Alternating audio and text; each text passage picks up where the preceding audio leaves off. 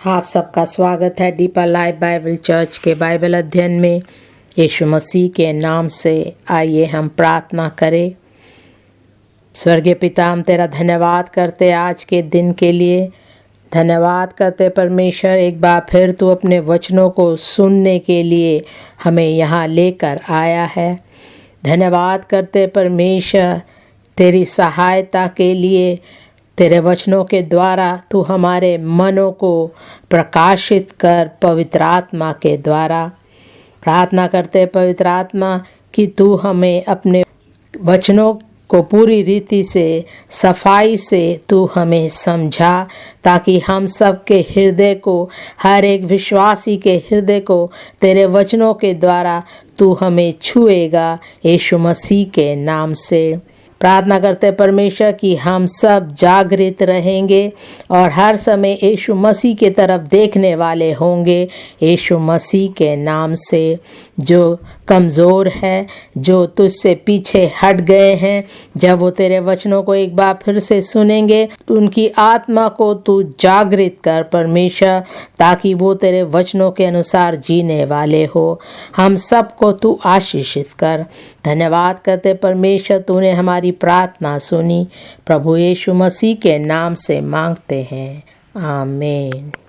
हम सब अपनी बाइबल खोलेंगे और आज हम देखेंगे 1 कुरिन्थियों 9वें अध्याय का पहले वाक्य से 15वें वाक्य तक। 1 कुरिन्थियों 9वां अध्याय पहले वाक्य से 15वें वाक्य तक। पहला वाक्य, क्या मैं स्वतंत्र नहीं? क्या मैं प्रेरित नहीं? क्या मैंने यीशु को जो हमारा प्रभु है नहीं देखा? क्या तुम प्रभु में मेरे बनाए हुए नहीं? इस अध्याय के शुरुआत में हम देखते हैं पौलुस ने कुरिन्थ के लोगों से बहुत से प्रश्न पूछे। इनमें से कई लोग हैं जो बहुत शक कर रहे थे, विश्वास नहीं कर पा रहे थे वचनों पर और प्रसन्न नहीं कर पा रहे थे। जब उन्होंने देखा कि पौलुस का पद और उसका अधिकार, उसका कर्तव्य क्या है, उससे वो काफ़ी प्रसन्न नहीं थे। पौलुस की तुलना उन लोगों से कर रहे थे जिन्होंने परमेश्वर के वचन के द्वारा उन्हें परमेश्वर के पास लाए थे। पौलुस उन्हें एक बार फिर से अपना कर्तव्य, अपनी बुलाहट, अपने काम के बारे में समझाना चाह रहा था। जो सेवकाई उसने करी उनके बीच में, उसके बारे में वो बताना चाह रहा था। इसी कारण अपने स्वर्गीय दर्शन के बारे में पौलुस लोगों को बताना चाह रहा था। वो ऐसी बातें करना चाह रहा था जिनसे उनके हृदय को वो छूना चाहता था। अगर लोगों ने उसे अपनाया होता, उसकी प्रेरिताई को जाना होता, तो वो ऐसा नहीं पूछता, क्या मैं स्वतंत्र नहीं? क्या मैं प्रेरित नहीं? क्या परमेश्वर ने मुझे भेजा नहीं है? क्या मैंने यीशु को जो हमारा प्रभु है नहीं देखा? परमेश्वर ने उसे एक संदेश के साथ अपने लोगों के बीच में भेजा। जब परमेश्वर ने उसे कुरिन्थ में भेजा, परमेश्वर ने कहा, भयभीत मत हो, उनको ये संदेश दे दे। परमेश्वर ने उसे केवल कुरिन्थ नहीं लेकिन बाकी कई जगहों में भेजा था। पौलुस ने लोगों से पूछा, जो कार्य परमेश्वर ने मुझे दिया है, क्या मैं उस कार्य से थोड़ा आराम नहीं कर सकता? थोड़ा लोगों से अलग होकर के बैठ नहीं सकता? जब मैं प्रचार करना चाहता हूँ तब मैं करूँ, जब नहीं करना चाहता तो क्या मैं थोड़ा रुक नहीं सकता? जब मैं सोना चाहूँ क्या मैं सो नहीं सकता? क्या मैं स्वतंत्र नहीं हूँ? वो नहीं चाहता था कि लोग उसकी तुलना दूसरों के साथ करें जिन्होंने यीशु मसीह को देखा है, क्योंकि ये कहता है, क्या मैंने यीशु को जो हमारा प्रभु है नहीं देखा? कुरिन्थ में कई लोग थे जिन्होंने पौलुस की बातों को सुना, उसके संदेश को सुना और उन्होंने अपना जीवन यीशु मसीह को दिया। वो उन्हें याद दिलाना चाहता है, क्या तुम्हें याद नहीं जो संदेश तुमने सुना, परमेश्वर के अनुग्रह के बारे में तुमने सुना? कलीसिया की तरफ देखो, क्या तुम लोग मेरे कारण यीशु मसीह के पास नहीं आए मेरे कार्य के कारण। वो उन्हें प्रकाशित करना चाहता था उस स्वर्गीय दर्शन के लिए जो परमेश्वर ने उसे दिया। आज का विषय है स्वर्गीय दर्शन के लिए अनुकरणीय प्रतिबद्धता। स्वर्गीय दर्शन के लिए अनुकरणीय प्रतिबद्धता। इस विषय को 3 भाग में बांटेंगे। पहला है उचित प्रेरिताई के पद के लिए प्रश्नावली। उचित प्रेरिताई के पद के लिए प्रश्नावली। जब आप किसी नौकरी के लिए जाते हैं तो आपसे पूछताछ किया जाता है। वो आपके बारे में सब कुछ जानना चाहते हैं। यहाँ पर पौलुस लोगों से कह रहा है कि वो भी उससे प्रश्न पूछ सकते हैं, उसके बारे में जान सकते हैं, देख सकते हैं कि मैंने परमेश्वर के लिए क्या किया और क्या कर रहा हूँ, मेरा कर्तव्य क्या है, मेरा समर्पण क्या है, परमेश्वर के कार्य के लिए मैं कहाँ कहाँ गया, जो कार्य मैंने वहाँ किया उसके बारे में प्रश्न पूछ सकते हैं। मैं जानता हूँ यीशु मसीह मेरा उद्धार करता है। उसने मुझे अपने अनुग्रह के द्वारा बचाया है। यीशु मसीह ने मुझे भेजा है अपने कार्य को पूरा करने के लिए। हम भी अपने बारे में ऐसा कह सकते हैं कि मेरा उद्धार हुआ। यीशु मसीह ने मेरे पापों को क्षमा किया, मुझे अपना संतान बनाया, मुझे अपने कार्य के लिए भेजा है और मुझे अपना अभिषेक दिया है उस कार्य के लिए। मैं भी सुसमाचार का प्रचार करता हूँ और बहुत से दुख, तकलीफ और सताव का सामना मैंने किया है। आप भी ऐसा अपने बारे में बता सकते हैं। दूसरा भाग है पौलुस की नियुक्त किए गए प्रबंधक पर सवाल। पौलुस के नियुक्त किए गए प्रबंधक पर सवाल। जो कार्य पौलुस ने परमेश्वर के लिए किया उसके बारे में भी वो प्रश्न पूछ रहे थे। उसने बताया पूरे विश्वास योग्यता से मैंने अपने आप को समर्पण करके परमेश्वर का कार्य किया। तीसरा भाग व्यवहारिक अनुमोदित बलिदान की गुणवत्ता। व्यवहारिक अनुमोदित बलिदान की गुणवत्ता। पौलुस ने ऐसे कार्य किए, ऐसा बलिदान किया जो सब देख सकते थे। मेरी प्रार्थना है आज जो हम पौलुस के बारे में देख रहे हैं वो हमारे जीवन में भी सच्चा होगा यीशु मसीह के नाम से। पवित्र आत्मा आपको आगे बढ़ाएगा, ऊंचा उठाएगा ताकि आपके बुलाहट को आप पूरा कर सकेंगे यीशु मसीह के नाम से। आप पूरी तरह से समर्पित होंगे और फलदायक होंगे यीशु मसीह के नाम से। हम सब कहे मैं फलदायक होऊंगा यीशु मसीह के नाम से। पहले भाग में आएंगे उचित प्रेरिताई के पद के लिए प्रश्नावली। पहला कुरिन्थियों 9वां अध्याय का पहला और दूसरा वाक्य। पहला कुरिन्थियों 9वां अध्याय पहले वाक्य से पढ़ेंगे। क्या मैं स्वतंत्र नहीं? क्या मैं प्रेरित नहीं? क्या मैंने यीशु को जो हमारा प्रभु है नहीं देखा? क्या तुम प्रभु में मेरे बनाए हुए नहीं? यदि मैं दूसरों के लिए प्रेरित नहीं तो अभी तुम्हारे लिए तो हूँ, क्योंकि तुम प्रभु में मेरी प्रेरिताई पर छाप हो। पौलुस जगह जगह कलीसियाओं में जा कर के परमेश्वर का कार्य करता था। एक प्रेरित होने के नाते परमेश्वर की इच्छा के अनुसार उसने बहुत सी पत्री लिखी। पौलुस हमें अपने बारे में बहुत सी बातें बताना चाहता है। इन सब बातों से हम जान सकेंगे कि परमेश्वर ने उसे अपने कार्य के लिए बुलाया था और वो सचमुच में एक प्रेरित था। हम कैसे जान सकते हैं कि उसे बुलाया गया था? प्रेरितों के काम 9वां अध्याय उसके 10वें वाक्य से पढ़ेंगे। प्रेरितों के काम 9वां अध्याय 10वां वाक्य। दमिश्क में हनन्याह नामक एक चेला था। उससे प्रभु ने दर्शन में कहा, हे हनन्याह। उसने कहा, हाँ प्रभु। 11वां वाक्य। तब प्रभु ने उससे कहा, उठकर उस गली में जा जो सीधी कहलाती है, और यहूदा के घर में शाऊल नामक एक तरसुस वासी को पूछ, क्योंकि देख वह प्रार्थना कर रहा है। वो ऐसा ही नहीं चला गया था, लेकिन प्रभु ने उसे उस व्यक्ति के पास भेजा था। परमेश्वर जानता था वो प्रार्थना कर रहा है और उसके पास उसे भेजा गया। 12वां वाक्य, और उसने हनन्याह नामक एक पुरुष को भीतर आते और अपने ऊपर हाथ रखते देखा है, ताकि फिर से दृष्टि पाए। 13वां वाक्य, हनन्याह ने उत्तर दिया, हे प्रभु, मैंने इस मनुष्य के विषय में बहुतों से सुना है कि इसने यरूशलेम में तेरे पवित्र लोगों के साथ बड़ी बड़ी बुराइयां की है।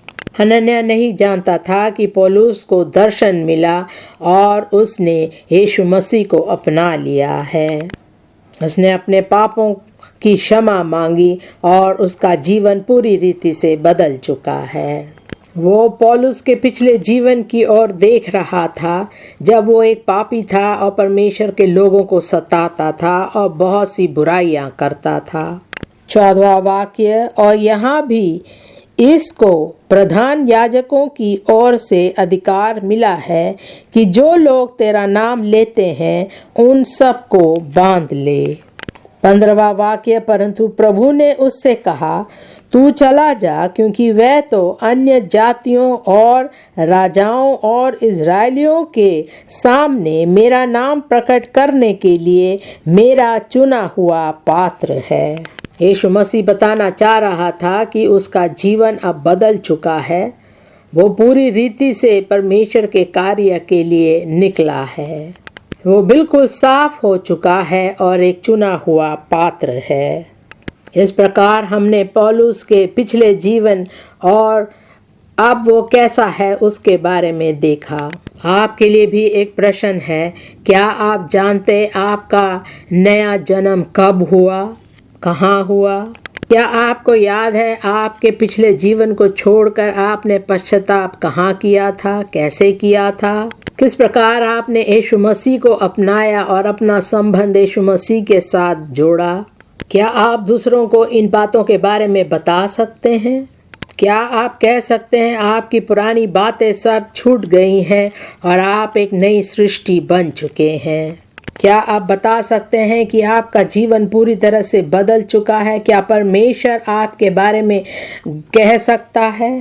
प्रेरितों के काम 22वें अध्याय का 12वां वाक्य। प्रेरितों के काम 22वां अध्याय 12वां वाक्य, तब हनन्याह नामक व्यवस्था के अनुसार एक भक्त मनुष्य जो वहाँ रहने वाले सब यहूदियों में सुनाम था, मेरे पास आया। 13वां वाक्य, और खड़े होकर मुझसे कहा, हे भाई शाऊल। फिर देखने लगा। उसी घड़ी मेरे नेत्र खुल गए और मैंने उसे देखा। इन्होंने जब पौलुस को देखा तो पहचान लिया और जान गए कि इसका जीवन पूरी रीति से बदल चुका है। 14वां वाक्य, तब उसने कहा, हमारे बाप दादों के परमेश्वर ने तुझे इसलिए ठहराया है कि तू उसकी इच्छा को जाने और उस धर्मी को देखे और उसके मुंह से बातें सुने। 15वां वाक्य, क्योंकि तूने उसकी ओर से सब मनुष्यों के सामने उन बातों का गवाह होगा जो तूने देखी और सुनी है। वो उन लोगों को बता रहा था कि किस प्रकार उसका जीवन बदल गया और वो परमेश्वर के कार्य में लग गया है। प्रेरितों के काम 13वें अध्याय का दूसरे वाक्य से पढ़ेंगे। प्रेरितों के काम 13वां अध्याय दूसरे वाक्य से पढ़ेंगे। जब वे उपवास सहित प्रभु की उपासना कर रहे थे तो पवित्र आत्मा ने कहा, मेरे लिए बरनबास और शाऊल को उस काम के लिए अलग करो जिसके लिए मैंने उसे बुलाया है। तब उन्होंने उपवास और प्रार्थना करके और उन पर हाथ रखकर उन्हें विदा किया। चौथा वाक्य, अतः वे पवित्र आत्मा के भेजे हुए सिलूकिया को गए और वहां से जहाज पर चढ़कर साइप्रस को चले। एक प्रेरित को चुना जाता है और उसे परमेश्वर के कार्य के लिए आगे भेजा जाता है। परमेश्वर उसे अभिषेक करता है, अपनी सामर्थ देता है ताकि वो कार्य को सही रीति से कर सके। अब उसके हाथ में एक सेवकाई होती है। रोमियो पहला अध्याय उसका पहला वाक्य। रोमियो पहला अध्याय पहला वाक्य, पौलुस की ओर से जो यीशु मसीह का दास है और प्रेरित होने के लिए बुलाया गया और परमेश्वर के उस सुसमाचार के लिए अलग किया गया है। उसी का पांचवा वाक्य, उसके द्वारा हमें अनुग्रह और प्रेरिताई मिली कि उसके नाम के कारण जब सब जातियों के लोग विश्वास करके उसकी माने। जब लोग प्रेरितों को देखते थे वो जान जाते थे कि इन्हें यीशु मसीह ने भेजा है, क्योंकि ये यीशु मसीह के द्वारा बुलाए गए और चुने गए हैं। इस संसार में बहुत से लोग अपने आप को प्रेरित कहते हैं, लेकिन लोग पूछते हैं आपका चिन्ह कहाँ है, आपका कार्य कहाँ है। दूसरा कुरिन्थियों 12वें अध्याय का 11वां वाक्य। दूसरा कुरिन्थियों 12वें अध्याय का 11वां वाक्य, मैं मूर्ख तो बना परंतु तुम ही ने मुझे यह करने के लिए विवश किया। तुम्हें वो मेरी प्रशंसा करनी चाहिए थी, क्योंकि यद्यपि मैं कुछ भी नहीं तो भी उन बड़े से बड़े प्रेरितों से किसी बात में कम नहीं हूँ। पौलुस बताना चाहता है जिस प्रकार यीशु मसीह ने अपने दूसरे चेलों को बुलाया उसी प्रकार मुझे भी बुलाया है। परमेश्वर ने सबको वो सामर्थ दिया है ताकि दुष्ट आत्माओं को निकाल सके और जो बीमार हैं उन्हें चंगाई दे सके।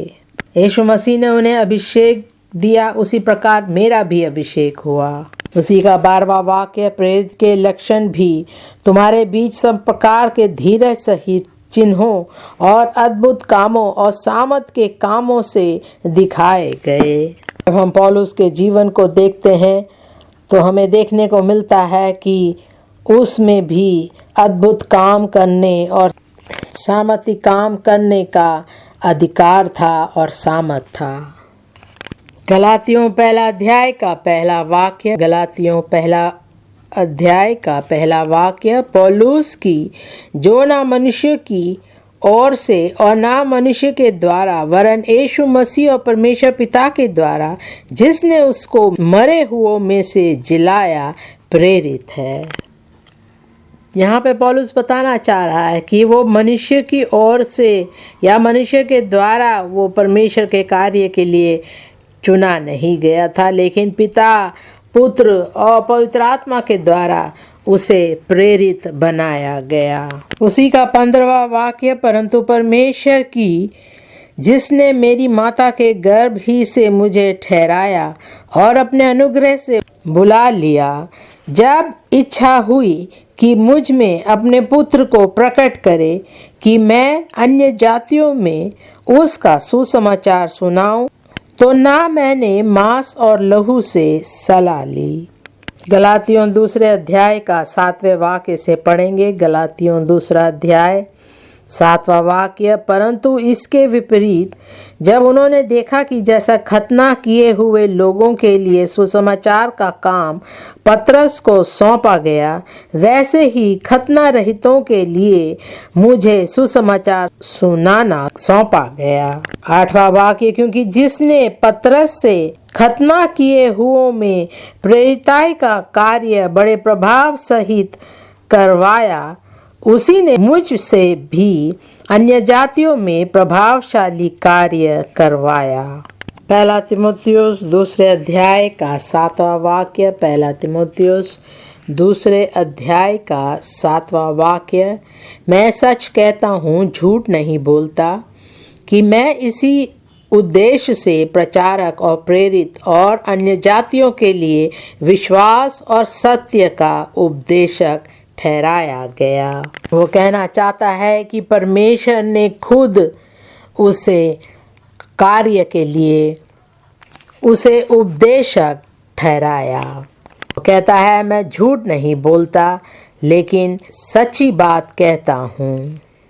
दूसरा तीमुथियुस पहले अध्याय का 11वां वाक्य। दूसरा तीमुथियुस पहले अध्याय का 11वां वाक्य, जिसके लिए मैं प्रचारक और प्रेरित और उपदेशक भी ठहरा। हम देखते हैं परमेश्वर ने सचमुच उसे चुना और उसे प्रचारक और प्रेरित और उपदेशक ठहराया। पहला कुरिन्थियों चौथा अध्याय का 15वां वाक्य। पहला कुरिन्थियों चौथा अध्याय उसका 15वां वाक्य। क्योंकि यदि मसीह में तुम्हारे सिखाने वाले 10,000 भी होते तो भी तुम्हारे पिता बहुत से नहीं, इसलिए कि मसीह यीशु में सुसमाचार के द्वारा मैं तुम्हारा पिता हुआ। तुम्हारे सिखाने वाले बहुत हो सकते हैं लेकिन तुम्हारा पिता केवल एक है। दूसरा कुरिन्थियों तीसरे अध्याय का पहले वाक्य से पढ़ेंगे। दूसरा कुरिन्थियों तीसरा अध्याय पहले वाक्य से पढ़ेंगे।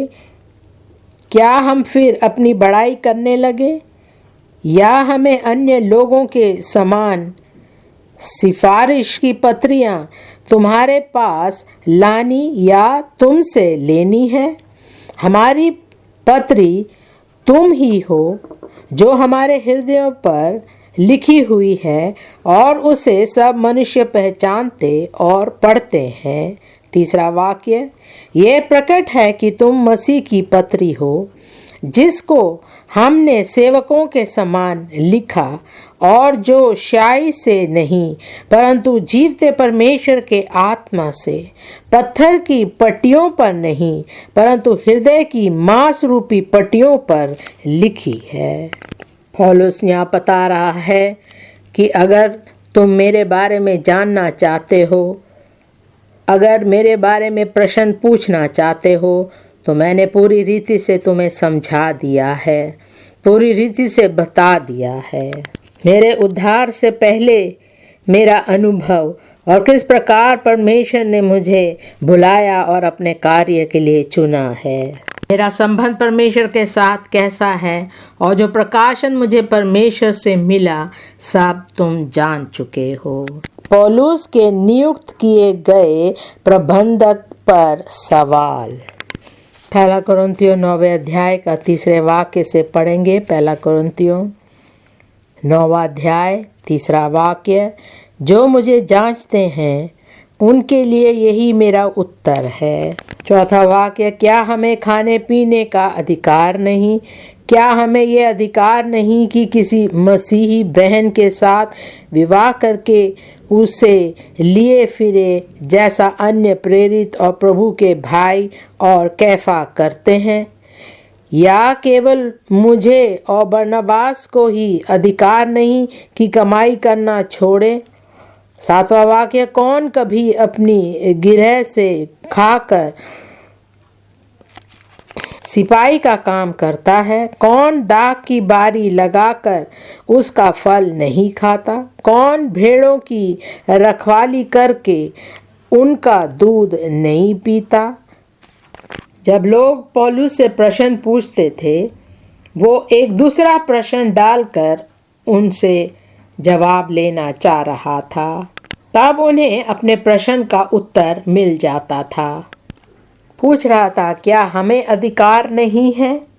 5वें वाक्य में वो पूछ रहा था, क्या हमें अधिकार नहीं है अपनी पत्नी के साथ जाना?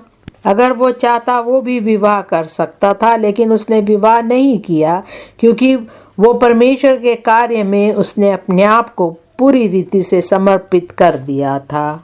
पौलुस अपना कार्य भी करता था और उसे पैसे मिलते थे, लेकिन परमेश्वर के कार्य को उसने कभी नहीं छोड़ा, हर समय उसमें भी आगे बढ़ता रहा। लोग पूछ रहे थे, क्या ये सचमुच में एक प्रेरित है? क्या ये परमेश्वर के कार्य में निकला है? क्या ये पूरे दिल से कार्य को कर रहा है? क्या परमेश्वर ने इसे कार्य के लिए बुलाया था? इसलिए 7वें वाक्य में लिखा है, कौन कभी अपनी गिरह से खाकर सिपाही का काम करता है? कौन दाख की बारी लगाकर उसका फल नहीं खाता? कौन भेड़ों की रखवाली करके उनका दूध नहीं पीता? पौलुस कह रहा है कुरिन्थियों के लोगों से कि मैं तुम्हारा पैसा नहीं लेता हूँ, लेकिन मैं कमाई करके अपना गुजारा कर रहा हूँ। उसी का 9वां वाक्य, क्या व्यवस्था भी यही नहीं कहती? क्योंकि मूसा की व्यवस्था में लिखा है, दावते समय चलते हुए बैल का मुंह ना बांधना। क्या परमेश्वर बैलों ही की चिंता करता है? जब परमेश्वर पशुओं की चिंता कर सकता है तो क्या परमेश्वर अपने प्रेरितों की, अपने सेवकों की चिंता नहीं करेगा?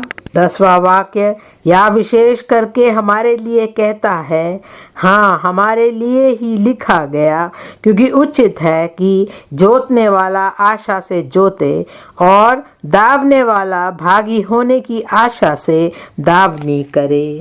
हम देखते हैं पौलुस ने बहुत सी पत्रियों में ऐसा ही किया। जो प्रश्न लोग पूछते थे, प्रश्नों के द्वारा ही उन्हें उत्तर मिलता था। 1 कुरिन्थियों 3 अध्याय का 5वां वाक्य, 1 कुरिन्थियों 3 अध्याय उसका 5वां वाक्य, अपोलोस क्या है और पौलुस क्या है? केवल सेवक जिनके द्वारा तुमने विश्वास किया, जैसा हर एक को प्रभु ने दिया। वो चाहता था कि लोग सबका आदर करें, जो परमेश्वर के दास है, प्रेरित है, प्रचारक है, उनका आदर करे। इस बार भी प्रश्न के द्वारा उनको उत्तर दिया। उसी का 10वां वाक्य, परमेश्वर के उस अनुग्रह के अनुसार जो मुझे दिया गया, मैंने बुद्धिमान राज मिस्त्री के समान नींव डाली और दूसरा उस पर रद्दा रखता है, परंतु हर एक मनुष्य चौकस रहे कि वह उस पर कैसा रद्दा रखता है। 2 कुरिन्थियों 11वें अध्याय का 22वां वाक्य पढ़ेंगे। 2 कुरिन्थियों 11वें अध्याय का 22वां वाक्य, क्या वे ही इब्रानी है? मैं भी हूँ। क्या वे ही इज़राइली है? मैं भी हूँ। क्या वे ही अब्राहम के वंश है? मैं भी हूँ।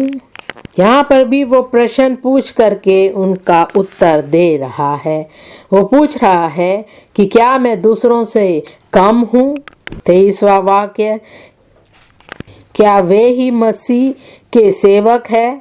मैं पागल के समान कहता हूँ, मैं उनसे बढ़कर हूँ। अधिक परिश्रम करने में, बार बार कैद होने में, कोड़े खाने में, बार बार मृत्यु के जोखिमों में, 5 बार मैंने यहूदियों के हाथ। पौलुस बताना चाह रहा है दूसरे चेलों से, दूसरे प्रेरितों से बढ़ करके उसने बहुत सा दुख सहा। उसी का 29वां वाक्य, किसकी निर्बलता से मैं निर्बल नहीं होता? किसके ठोकर खाने से मेरा जी नहीं दुखता? 30वां वाक्य, यदि घमंड करना अवश्य है तो मैं अपनी निर्बलता की बातों पर घमंड करूंगा। प्रभु यीशु का परमेश्वर और पिता जो सदा धन्य है जानता है कि मैं झूठ नहीं बोलता। उनके प्रश्नों का उत्तर उसने प्रश्न से ही दिया और उन्हें पता चल गया और कहता है कि मैं झूठ नहीं बोलता, जो बोल रहा हूँ ये सत्य की बातें हैं। वो उन्हें बताना चाह रहा था कि वो दूसरों से बढ़ करके है, दूसरों से बढ़ करके उसने अपने आप को समर्पण किया और दुख सहा। पूरे दिल से, सामर्थ से उसने सेवकाई का कार्य किया। वो पूछना चाहता है जो कुछ परमेश्वर ने उसे करने के लिए सामर्थ्य, उन बातों पर वो ध्यान देकर उन्हें क्यों नहीं पहचान रहे हैं। गलातियों 4 अध्याय का 15वां वाक्य से पढ़ेंगे। गलातियों 4 अध्याय 15वां वाक्य, तो वह तुम्हारा आनंद मनाना कहाँ गया? मैं तुम्हारा गवाह हूँ कि यदि हो सकता तो तुम अपनी आंखें भी निकाल कर मुझे दे देते, तो क्या तुमसे सच बोलने के कारण मैं तुम्हारा बैरी बन गया हूँ? 17वां वाक्य, वे तुम्हें मित्र बनाना तो चाहते हैं, पर भले उद्देश्य से नहीं, वरन तुम्हें अलग करना चाहते हैं कि तुम उन्हीं को मित्र बना लो। पौलुस लोगों को समझाना चाह रहा था कि जब से वो आया है उन्होंने यीशु मसीह का आनंद पाया है, उन्होंने यीशु मसीह को अपनाया और उनका जीवन बदल चुका है। वो हर समय उनसे सच्ची बात बताता है।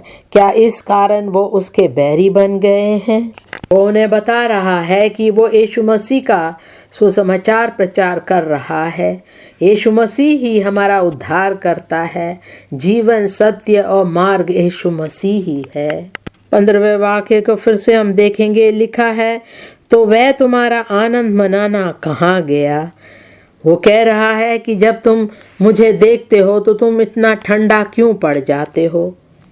तुम मेरे लिए एक आशीष का कारण क्यों नहीं बनते जैसे तुम पहले करते थे? क्या मैं अब तुम्हारा बैरी बन गया हूँ क्योंकि मैं सच्चाई की बातें बता रहा हूँ? पहला थिस्सलुनीकियों 2 अध्याय का 19वें वाक्य से पढ़ेंगे। पहला थिस्सलुनीकियों 2 अध्याय 19वां वाक्य। भला हमारी आशा या आनंद या बड़ाई का मुकुट क्या है? क्या हमारे प्रभु यीशु के सन्मुख आने के समय तुम ही ना होंगे? 20वां वाक्य, हमारी बड़ाई और आनंद तुम ही हो। वो कह रहा है कि जो कुछ भी है तुम ही हो। हमारी खुशी, हमारा आनंद, हमारी बड़ाई सब तुम ही हो।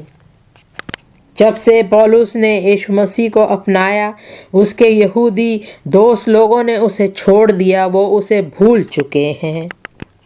उसके जगह के लोग सब उसके दुश्मन बन गए हैं। जब वो मसीह विद्रोही था, उसके लोग बहुत खुश थे, कहते थे ये हमारा बेटा है, यही हमें संभालेगा। लेकिन अब जब उसने यीशु मसीह को अपना लिया है, उसका कोई नहीं है। वो दोस्त उसके बैरी बन चुके हैं। अब जिन लोगों को वो यीशु मसीह के पास लेकर आया, वो उसके मित्र है और वो उनसे आनंदित होता है। अब वो मसीह लोगों के साथ है और वो कह रहा है, मेरी आशा कहाँ है? मेरा आनंद कहाँ है? कह रहा है, भला हमारी आशा या आनंद या बड़ाई का मुकुट क्या है? तीसरे भाग में आएंगे, व्यवहारिक अनुमोदित बलिदान की गुणवत्ता। पहला कुरिन्थियों 9वें अध्याय का 11वें वाक्य से पढ़ेंगे। पहला कुरिन्थियों 9वां अध्याय 11वां वाक्य। अतः जबकि हमने तुम्हारे लिए आत्मिक वस्तुएं बोई, तो क्या यह कोई बड़ी बात है कि तुम्हारी शारीरिक वस्तुओं की फसल काटे? जब दूसरों का तुम पर यह अधिकार है, तो क्या हमारा इससे अधिक ना होगा? परंतु हम ये अधिकार काम में नहीं लाए, परंतु सब कुछ सहते हैं कि हमारे द्वारा मसीह के सुसमाचार में कुछ रुकावट ना हो। 13वां वाक्य, क्या तुम नहीं जानते कि जो मंदिर में सेवा करते हैं वे मंदिर में से खाते हैं, और जो वेदी की सेवा करते हैं वे वेदी के साथ भागी होते हैं? इसी रीति से प्रभु ने भी ठहराया कि जो लोग सुसमाचार सुनाते हैं उनकी जीविका सुसमाचार से हो। 15वां वाक्य, परंतु मैं इनमें से कोई भी बात काम में ना लाया, और मैंने ये बातें इसलिए नहीं लिखी कि मेरे लिए ऐसा किया जाए, क्योंकि इससे तो मेरा मरना ही भला है कि कोई मेरे घमंड को व्यर्थ ठहराए। पौलुस कहता है, हमने परमेश्वर का वचन तुम्हारे साथ बांटा है, तुमने यीशु मसीह को अपनाया है, अब तुम स्वर्ग जाओगे। तुम जानते हो कि पवित्रताई के बिना कोई भी परमेश्वर को नहीं देख सकता। पवित्र आत्मा की सामत आपके जीवन में है। हमने आत्मिक बातें तुम्हारे जीवन में बोई है। अब स्वर्ग का राज्य तुम्हारा है। अब तुम्हारे जीवन में उद्धार का आनंद है। अब तुम्हारे जीवन में खुशी है कि तुम्हारा नाम जीवन की पुस्तक में लिखा हुआ है। क्या ये कोई बड़ी बात है? वो उनसे पूछ रहा था, क्या इन बातों से हमें आनंद मिलेगा? यही बातें आप अपने पासवान के बारे में सोच सकते हैं। जब आप बीमार होते हैं, वो आते हैं और आपके लिए प्रार्थना करते हैं। आपके जीवन में कोई परेशानी होती है, वो सबको बुलाकर आपके लिए प्रार्थना करते हैं। कई बार आप अपने घरों में बैठे रहते हैं और सोचते हैं हमारा पासवान कब आएगा, हमारे बीच में कब आकर के प्रचार करेगा। हर समय आप उनसे कुछ पाना चाहते हैं, बदले में क्या आप उनके लिए कुछ करते हैं? क्या आप उनसे प्रेम करते हैं, उनकी चिंता करते हैं, या आप उनसे इतना परिश्रम कराते हैं कि वो पूरी तरह से सूख जाते हैं? कई बार वो भी बीमार हो जाते हैं, थक जाते हैं, फिर भी कहते हैं कि वो क्यों नहीं आ रहे हमारे पास। इसलिए पौलुस कहता है कि हम भी मनुष्य है, हमारा भी शरीर है, हम भी बहुत थक चुके हैं, लेकिन वो कहता है कि परमेश्वर हमें तसल्ली देता है, सामर्थ देता है, फिर से हम उठकर परमेश्वर के कार्य में आगे बढ़ जाते हैं। कई बार हम दूसरे प्रचारकों को सुनते हैं जिन्हें हम जानते भी नहीं, कभी देखा भी नहीं है, और जो कुछ वो मांगते हैं हम उन्हें देने के लिए तैयार हो जाते हैं।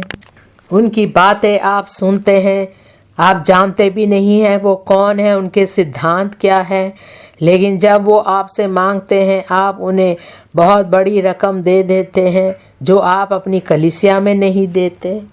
पौलुस कहता है क्या तुम्हें हमें पहला स्थान नहीं देना चाहिए?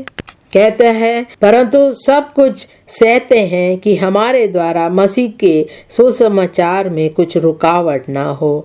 कई बार वो भूखे भी रहते हैं, फिर भी वो उठकर परमेश्वर का कार्य करते हैं, उसमें कोई रुकावट नहीं लाते। जो परमेश्वर की सेवा करते हैं, परमेश्वर के मंदिर में उनकी देखभाल करना हमारा कर्तव्य है। हमें उन्हें प्रोत्साहित करना चाहिए ताकि वो और भी परमेश्वर का कार्य कर सके। उन्होंने अपने आप को समर्पित कर दिया है परमेश्वर के कार्य के लिए। जो लोग पूरी रीति से परमेश्वर के कार्य में बने हुए हैं, लोग उनकी तरफ देख के कहते हैं कि कलीसिया इन्हें बहुत पैसे देती है। ऐसा नहीं है, उनको ज़्यादा पैसा भी नहीं मिलता है, लेकिन फिर भी वो परमेश्वर का कार्य बिना रुकावट के करते हैं। हम जो कलीसिया के सदस्य हैं, हमें भी देखना है कि हम अपने पासवानों को संभालें, उनकी ज़रूरतों को पूरी करें। जिस प्रकार वचनों के द्वारा वो हमें प्रोत्साहित करते हैं, हर समय हमारे लिए प्रार्थना करते हैं, इसी प्रकार हमें भी उनके लिए प्रार्थना करनी चाहिए। फिलिपियों 4 अध्याय का 13वें वाक्य से पढ़ेंगे। फिलिपियों 4 अध्याय उसका 13वां वाक्य। जो मुझे सामर्थ देता है उसमें मैं सब कुछ कर सकता हूँ। तो अभी मैंने भला किया कि मेरे क्लेश में मेरे सहभागी हुए। हे फिलिपियों, तुम आप भी जानते हो कि सुसमाचार प्रचार के आरंभ में जब मैं मकिदुनिया से विदा हुआ, तब तुम्हें छोड़ और किसी मंडली ने लेने देने के विषय में मेरी सहायता नहीं की। पौलुस कहना चाहता है कि जो भी परिस्थिति क्यों ना हो, मैं भूखा हूँ या कुछ मेरे पास नहीं है, फिर भी जो सामर्थ मुझे देता है उसमें मैं सब कुछ कर सकता हूँ। वो किसी प्रकार भी नहीं चाहता था कि सुसमाचार के प्रचार में कोई रुकावट हो, इसलिए हर समय वो तैयार रहता था, कोई उसकी सहायता करे या ना करे। दूसरा कुरिन्थियों 8वें अध्याय का पहले वाक्य से पढ़ेंगे। दूसरा कुरिन्थियों 8वां अध्याय पहला वाक्य। अब हे भाइयों, हम तुम्हें परमेश्वर के उस अनुग्रह का समाचार देते हैं जो मकिदुनिया की कलीसियाओं पर हुआ है। दूसरा वाक्य कि क्लेश की बड़ी परीक्षा में, उनके बड़े आनंद और भारी कंगालपन में उनकी उदारता बहुत बढ़ गई।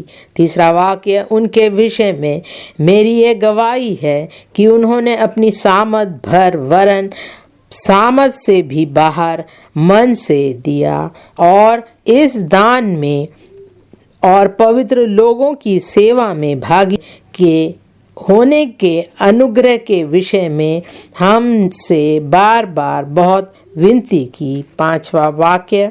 और जैसी हमने आशा की थी वैसी ही नहीं, वरन उन्होंने प्रभु को फिर परमेश्वर की इच्छा से हमको भी अपने आप को दे दिया।